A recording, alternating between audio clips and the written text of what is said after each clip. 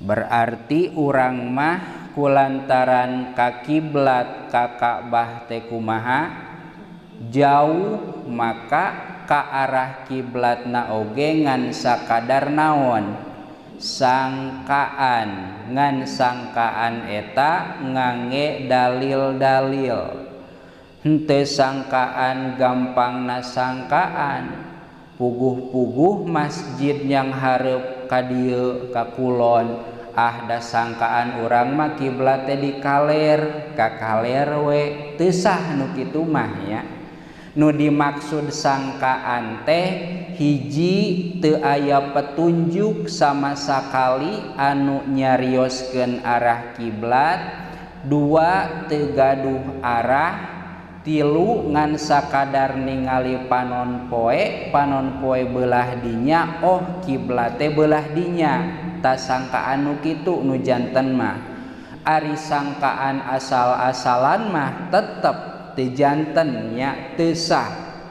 Tamantak di dieu bahasana wazonnan fil bu'di, nu jauh mah sangkaan madep kiblatna teh ngan sangkaan eta anu berdasar.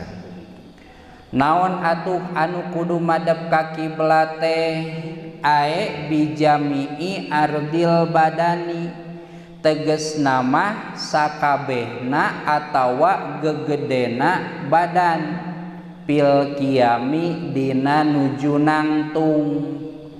Gegedena badan dina sapalih kitab mah nyaeta dada ya. Jadi lamun salat teh anggap we itu kiblatnya, mun tidinya maka dieu. Lamun keur nangtung ieu gegedena badan atawa dada ya, dina kitab sanes mah kudu madep ka kiblat, ulah nyangeyeng ka gigir kieu contona atawa kieu ya. Eta teh teu kenging, lamun ngahaja-haja bari terang nya eta teh teu sah ceuk urang teh. Saeutik ieu mengkolna ge nya. Lamun teh mah dilogikakeun saeutik so teh ti dieu nya. Lamun beuki jauh makan beuki naon? Beuki lega. Kumaha lamun salian ti dada? Conto naon? Wajah beungeut teu nyang hareup kiblat, sah teu salatna? Eta mah sah nya, sanajan hukumna makruh. Contoh Allahu Akbar kieu we nya keur salat teh sah eta teh ngan ulahnya sah ieu arek kieu we ulahnya. Sebisa mungkin ieu sakabeh awak teh madep ka kiblat ngan ukur teu batal wungkul nya, ngan ulah ngahaja-haja teu batal ieu. Allahu Akbar kieu we kagigirnya komo ari ngajak seuri mah teu kenging.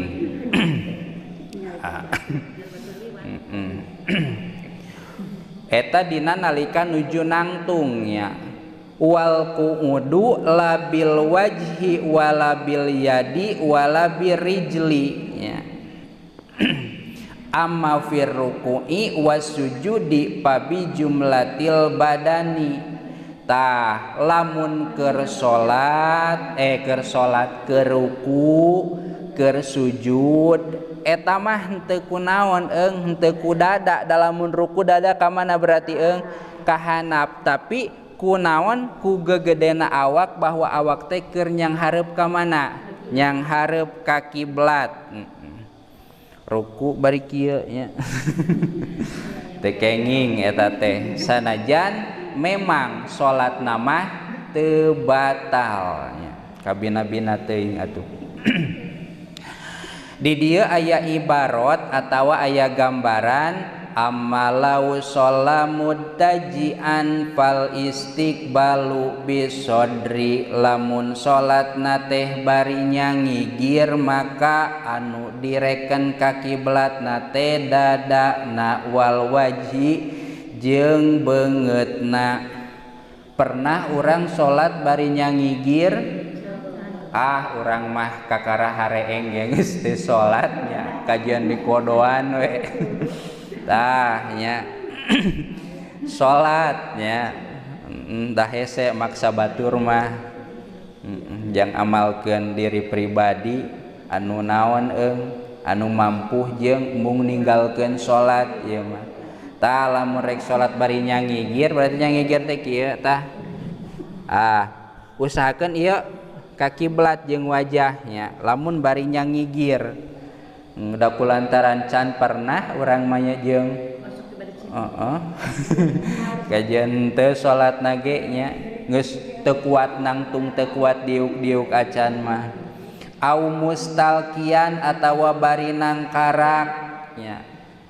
Boro-boro nangkarak nyangigir oge tara lamun teh mah di rumah sakit leungeun di infus bari nangkarak bisa keneh eta teh salat teh kumaha wuduna tayamum. Tayamum lamun teh mah cai mantak ngabahayakeun. Kumaha lamun teh mah salat bari nangkarak nu lempengna teh pabil ahmasoeni wal wajhi, maka nu madep ka kiblatna teh dua dampal suku sareng wajah. Dampal suku ditungtungkan kieu nya mun nangkarak teh tulus wajah mantak pasirahna kedah diganjel nya. Pami di rumah sakit mah kantun dikuirkeun naonana ranjangna bakal otomatis naik kieu tangis babari ngangkatna babari tayamumna henteu hese ngan pedah hanger we angke we salat geus balik ka imah barabe cenah alesanana teh emang barabe secara sepintas mah tapi teu mantak ngagugurkeun kana kawajiban salat.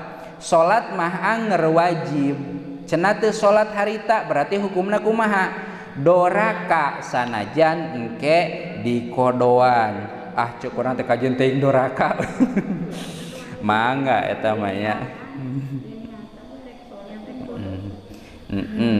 sami wae. Jadi ayana kodo mah hukum parentah anyarnya sanes berarti salat di kodoan teh salat anu dina waktuna gugur henteu. Salat dina waktuna mah wajib heg teu dipigawe datang kawajiban anyarnya eta kodo. Jadi ku ayana salat kodo teh teu mantak ngagugurkeun wajibna salat ada. Ari ada teh salat anu dina waktuna anger we salat eta mah anu teu dipigawe madoraka lamun teu aya uzur syara'nya. Bi ayyar fa'aro sahu ngangkatkeun sirahna diangkatkeun sirahna di bantalan lamun di palemuran ditaekeun naonana ranjangna lamun di rumah sakit. Wal muradu bil kiblati al ka'batu wa hawauha, ari nu dimaksud Ka'bah teh lain bangunan Ka'bah anu ukuranana pami telepat 8 meter ka 12 meter sanes ngan sakadar bangunanana wungkul. Tapi wahawauha ilal ardi sabiati wasamai sabiati, tapi Ka'bah teh dina bukti nama manjangnya